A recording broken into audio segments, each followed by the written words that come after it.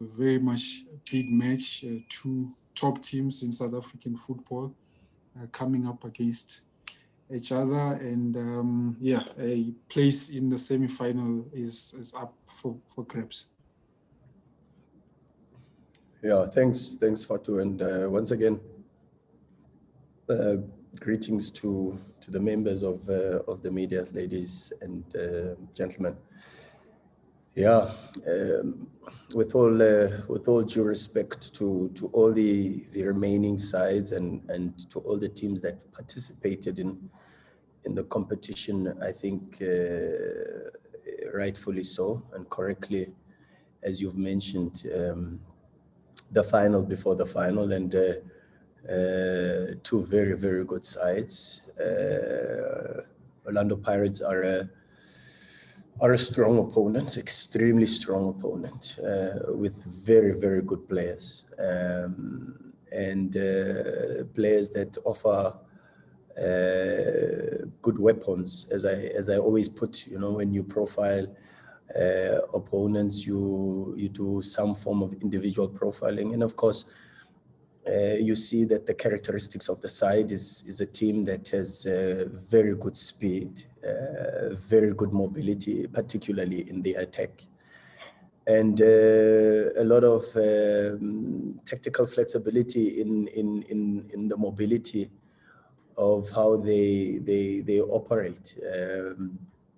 And the last 5 games clearly show that it's a team that can play a certain way, particularly in the Confed Cup, where they've been very dominant on the ball, both at home and away, and of course that has seen a huge improvement in their possession statistics. For an example, now they average about 54% ball possession per 90, whereas before only with domestic competitions it's a little bit less.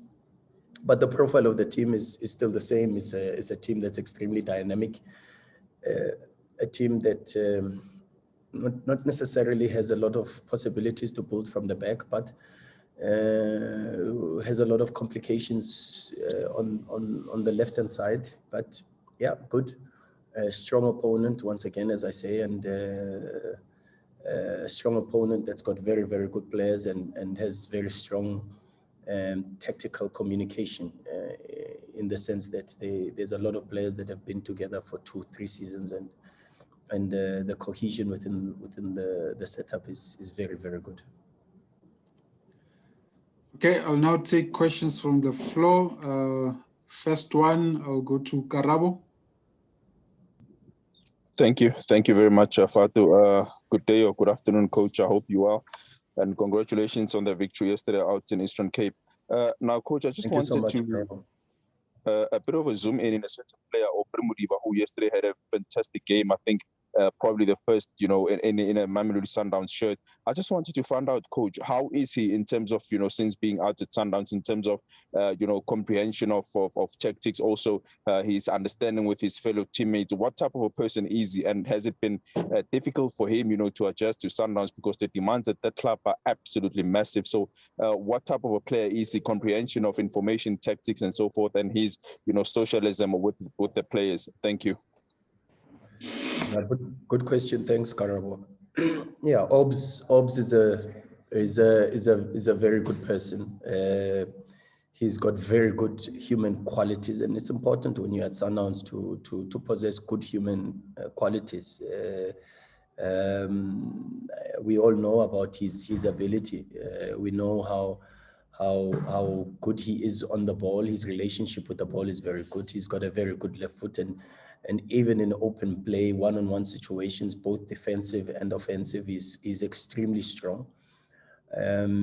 Because his background is as a player that came from the School of Excellence, playing at left back, and he's got a lot of experience even at the highest level playing there. And even though he's moved and transformed a little bit, particularly recent seasons where he's played in more offensive positions. But the reality is he's a player that's got a lot of balance, makes good contributions to the team, in the offensive schemes, in the defensive schemes, and even on set pieces, he's got a big contribution. But above that, a very quiet. Network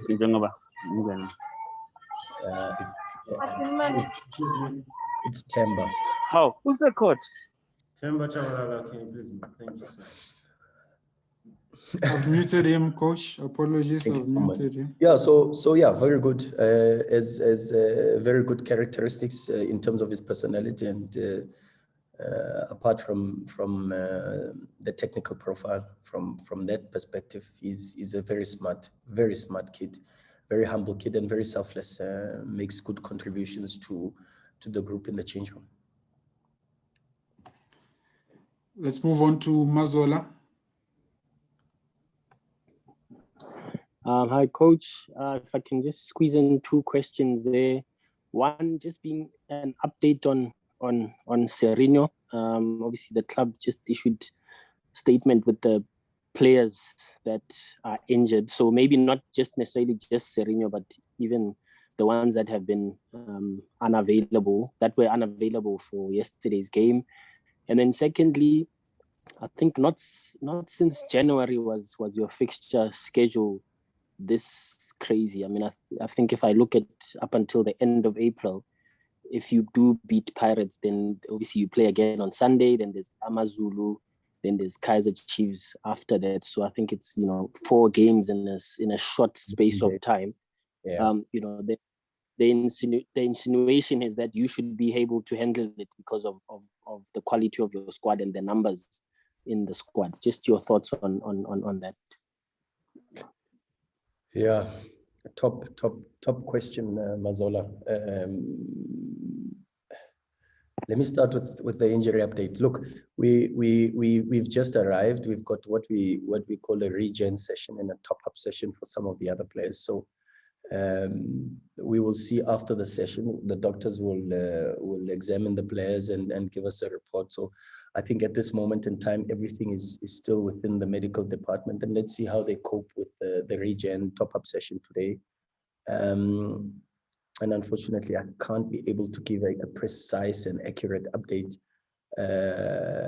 apart from saying that they are on their way back. Kermit is on his way back, still not at full fitness, still not participating in full activities in the training, but has completed his return to train protocol, which is a process in itself, and now needs to be cleared from the medical department to the return to play process, and there's always these stages. So he's ticked one box, and we just await to see whether or not he can complete a full session without any form of complications from a muscular perspective. Kermit, yeah, it's few issues, but let's see. They'll assess him. We need the full complement of our squad. And the reality is this ties in with your second question, because it's impossible, extremely impossible to compete. And I use the word compete loosely because the reality is that Sundowns, we don't compete, we have to dominate. We have to dominate every match, we have to dominate every competition. We don't compete.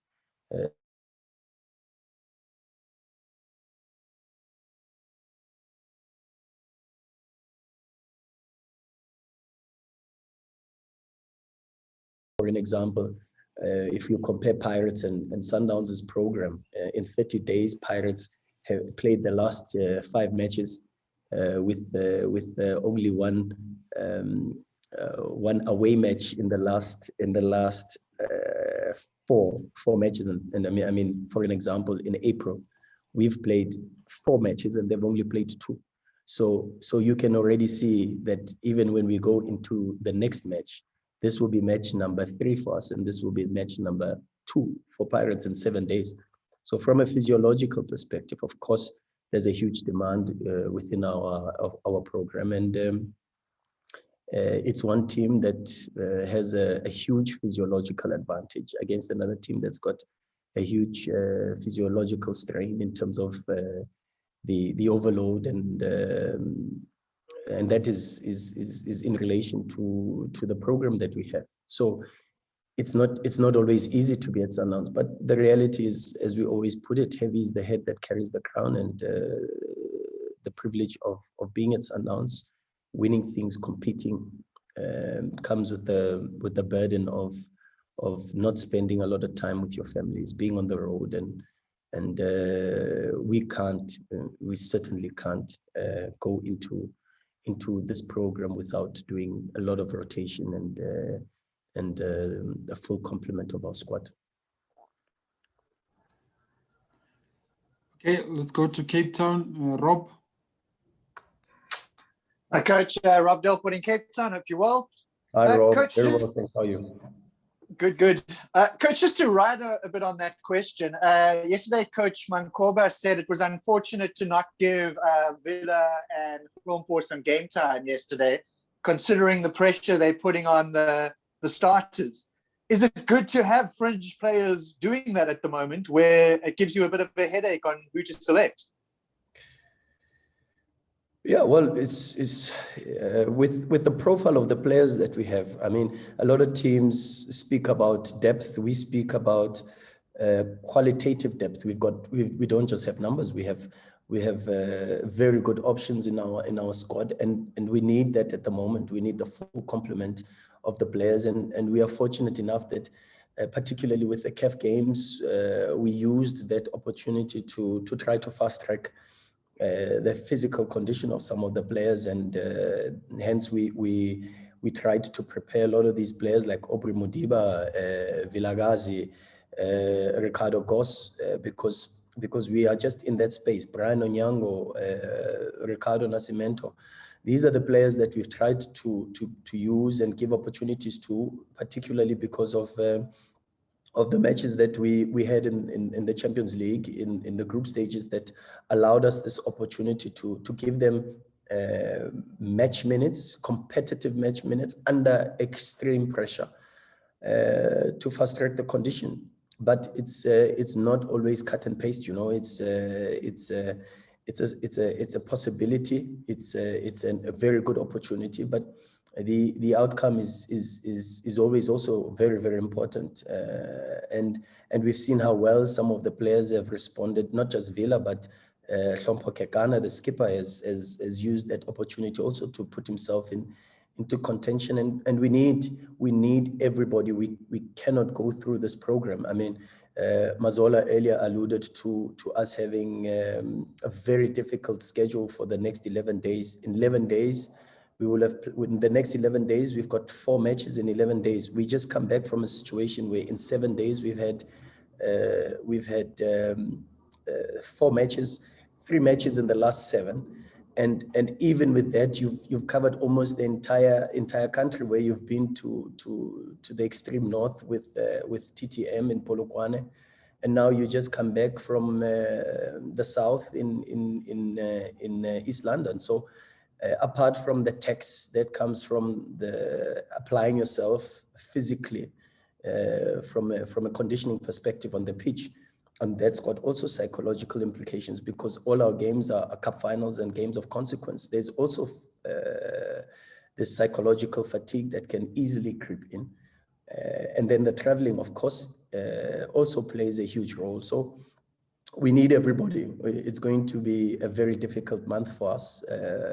But fortunately we've got enough numbers within, and quality in the numbers within our squad to be able to see through the program. Thank you. Let's move on to Tashrik. Thank you, Shubi. Hi, Coach. Hi, Tashrik. And I just want to touch on Peter Shalulile. He's played over 2,000 minutes across 26 games in all competition. It seems like if he starts, if he's fit, if he's not suspended, he's on the score sheet. 14 goals, 6 assists already in his first season. For a coach like yourself, and along like Mangoba and Steve Mpela, what is it like working with such a player? What is his mentality like? and surely his name must be first on the team sheet if he's fit for any match right now. Given that he's finds himself in the right space, specifically speaking to yesterday's match where he scored the winner. So what is it like working alongside him and getting inside his head? Thanks. Thanks, Tashrik. The point of correction: the first name on the team sheet is Mamelodi Sundowns' name. We put that name first because otherwise we may as well. Yeah. But anyway, no, Peter is a top professional. You run out of superlatives when you want to describe Peter's character. And I remember having a discussion with Alan Fries just prior to Peter coming to us, and Fries's words were, "He will die for you guys on the pitch."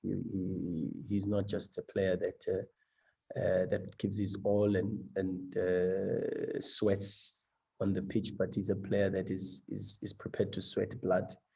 And if that is not enough, he's a player that is always prepared to leave a piece of his skin on the pitch for the cause and the common cause of the team. And he's one that we are really fortunate to have. It humbles us to have players like Peter Shalulile, because when you have him on the pitch, what he does do is he injects a lot of energy into our game. He injects a lot of intensity into our game, and that's important because for a team that presses from the top, it's important that with the strikers that we have, we need not just tactical direction with our high press, but we also need an injection of speed and aggression, and of course then that allows everybody else to also understand the triggers of our press without a lot of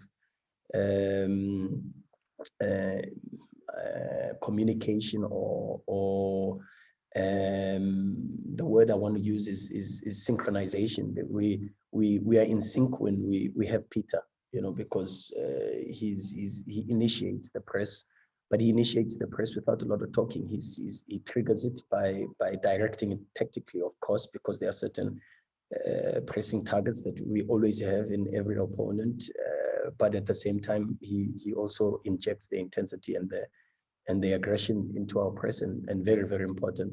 But apart from that, of course, a player that is liked extremely by his teammates, a player that is trusted extremely by his teammates, and a player that has a lot of humility, but the humility is a humility that also has a lot of self-belief, and good. It's the profile of a Mamelodi Sundowns player, and I think what Peter does this season for Sundowns is even to direct the blueprint of the future Mamelodi Sundowns striker, and that gives us the opportunity to when creating a blueprint for the academy and for our scouts. Peter Shalulile is giving a different directive as to the profile of a Mamelodi Sundowns striker.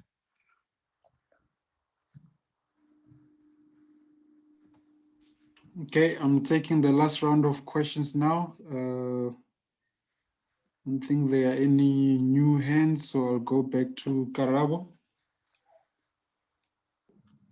Thank you. Thank you very much, Fatu.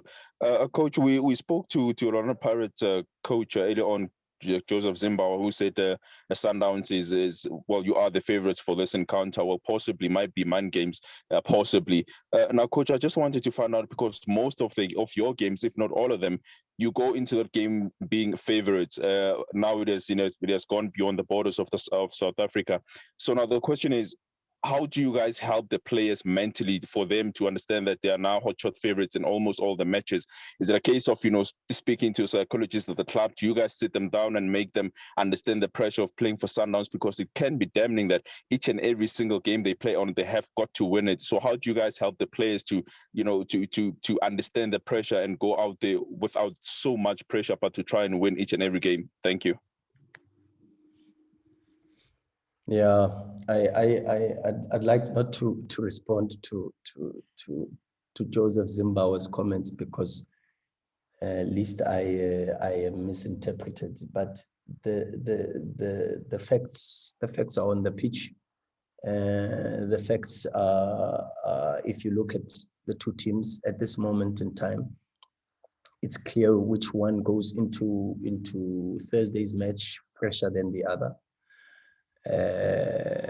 I've made a big reference to what is behind.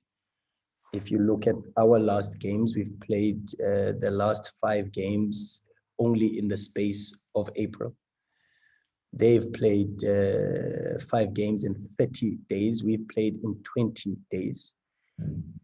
So, of course, then that already alludes to what we have. The immediate focus is, if you look at the last 7 days, Pirates will be playing their second match.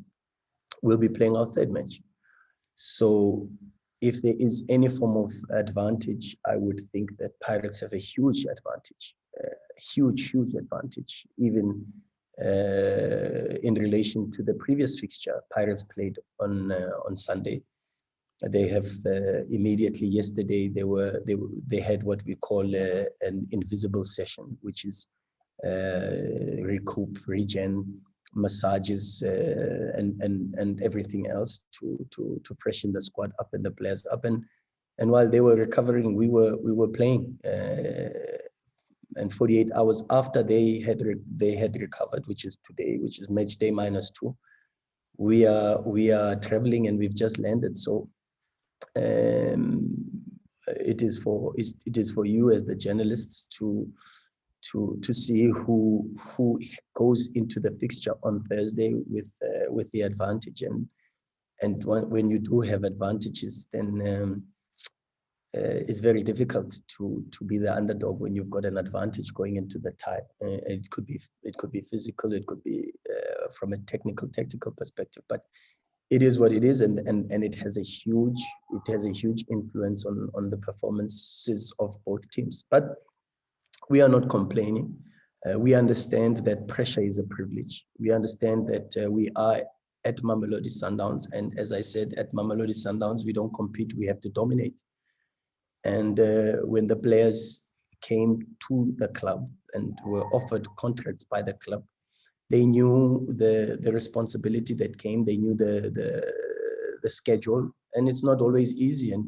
And you can still see how difficult it is for players like Rhulani, who are used to maybe playing one match per week, but now have got to transition into being consistent and performing extremely well every 2-3 days, and helping the team to perform. And the same goes with Peter Shalulile.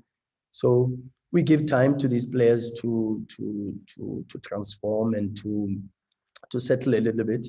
But the best way to settle is by performances and good performances and the team winning, because the adaptation period can only be fast-tracked when there's confidence, and confidence comes from being on the pitch and contributing to the success of the team. So yeah, it is what it is, and our way of working is always to focus on the psychological aspects. We work on all factors of performance, technical, tactical, but the psychological, particularly at the highest level of football. You could go into Europe.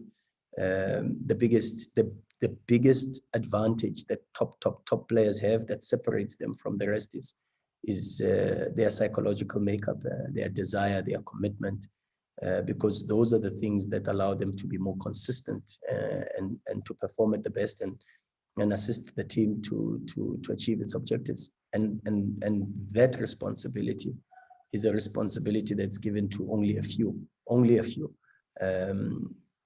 And as we say also, we are all called, yet few are chosen, and the chosen few have got to carry the burden, the pressure of being chosen, and it only comes with the space that we operate in. We operate at Mamelodi Sundowns. There's a lot of prestige, glamour that comes with being at Mamelodi Sundowns, but heavy is the head that carries the crown, and with all of that comes a lot of pressure. Okay, Mazola, one question, please. Thanks, Tati. Coach, I don't know if you'd agree with this note, because obviously coaches see the games, a bit different to what we see. But your last game against Pirates in January, it wasn't easy on the eye, and I think obviously having been at Sundowns and at Pirates, you know the reaction when the when the football is not easy on the eye. My question is, I mean, given the profile and the quality in both sides, aren't we perhaps maybe should be expecting a little bit more, or it just depends on lack of a better word, the occasion or the stage of the season, so to speak? Good question. I think sometimes the games between Mamelodi Sundowns and Pirates are not necessarily always the best games. I mean, I've been fortunate enough, as you said, that I've sat on both sides of the benches, and I can recall maybe one or two. Maybe the game in Orlando is Mamelodi Sundowns won 3-1 was a very good game. The game at Loftus where Pirates beat Sundowns 3-1, Memela scoring in the second half and transition was one of the best games also. But the previous one, yeah, rightfully might not have been from a spectacle perspective, might not be one with a lot to write home about. But I think what you do get from Pirates and Sundowns is you know that it's two teams, of course, maybe with two different profiles, but it's two very good teams who qualitatively there's not much between the two sides in terms of the profile of the players. Pirates are extremely strong with very, very good players. The left-hand side is one of their strongest. Computer Marco is dynamic and gives so much versatility, not just with the overlaps, but gives a lot of movements. And as I say, that's what creates this complication that you find with Orlando Pirates, where he underlaps at times, and when he underlaps, they've used either Vincent Pule or Gaba to be able to take wing play, and then the dynamics are completely different, because with Gaba, you know that he's going to cut inside onto his right foot, but with Vinny, you know that he's going to stay on the line and deliver across. But at times, Vinny also comes inside and overload in the half space. If Marco keeps the width from a build-up perspective, he only goes a little bit higher up the pitch when Ben takes the half space, and when Ben Motswara takes the half space, they use Ben to progress into the midfield from the left-hand side, because it's very seldom that they use a left-footed centre half. Only against Kaizer Chiefs recently in the derby, they used Eno in that position. But normally it's a Nyauza, it's a Happy Jele in that space if Nyauza is not playing at right back. And then they use a central midfielder who's a little bit in front of the last line. And then you've got very little risk of turning over possession, because then with the midfielder, even if the ball is turned over, you've still got cover of the center half, rather than the right foot of the center half to progress the ball into the midfield. And then you've got the complication of a left-footed Dion Hotto that also takes wing play on the left, and that's how they create their overload. So it's a team that's got that tactical element to it, because there's central midfielders that take the half space. There are movements from Computer that come inside, come outside. Vinny overloads inside, outside. Gaba can play up front in a three in a situation where maybe sometimes, like they've used recently with this false nine of Linda Mtambo or even Dion Hotto at times playing and leading the line. And then you've got a Fortune Makaringe who's the furthest midfielder, coming in with dribbles, coming in with possibilities to overload and shoot from outside the box. So you've got to be able to deal with Maestro as well as you possibly can to control his influence. So it's a complicated team, and the data also suggests that when you profile Orlando Pirates, you profile them as a team that says to you, when you are in possession of the ball, they are more dangerous. Normally in modern football, the team that's got possession is the one that is the instigator, the one that has better possibilities. But when you play against Orlando Pirates, the more you're on the ball, the more dangerous Orlando Pirates become, because they take a shorter period to arrive in your box. They wait for you to make mistakes, to turn over possession. And when you even look at the data, Pirates, in comparison to Sundowns, I think Sundowns, we take 110 seconds to get into the opposition's final third and create box entries. Pirates take around 90 seconds to do that. Very quick transitional team. The number of passes is also the same. I mean, Pirates have around 32 passes before they get into the opposition box, whereas we take even more than that. We've got possibilities to go even longer, for 39, 40 passes before we enter the opposition. So the data also suggests and promotes the profile of both sides. And yeah, interesting game. So from a tactical matchup, although qualitatively in terms of the profile of the players, you know that there's some very, very good players, and tactically the profile of the teams is completely different. One possession orientated and the other extremely transitional. And I can give you the Orlando Pirates lineup. I think we all know more or less who would play, except the conundrum of the good performances against Al Ahly of Mabasa, who's back, and KB, who did well and scored in the 3-0 win. That's the biggest conundrum possibly for them. But you know that there's big possibilities of either Ndlovu playing right back or Nyauza playing right back, and with Nyauza it's more of a back three than it is a back four, because with Ndlovu there's a lot more adventure, there's a lot more forays offensively. Happy Jele, Tyson, and if Nyauza is not playing center half, he's playing right back. And then of course Paseka Computer is the first on the team sheet. Monare central midfield, Ben Motswara central midfield, Maestro as their 10, Vini in that space, and then there's the last two positions that are either for Gaba or either for Hoto or either for Kabelo Dlamini or even Piano, Ulinda Mtambo. So let's see. But we know more or less the lineup of Orlando Pirates, and unfortunately we are also clued up on some of the schemes, and should be a very good game on Thursday. It's a pity that a spectacle like that doesn't have supporters, to be honest. So it's probably the only disappointment, but it should be a very good game.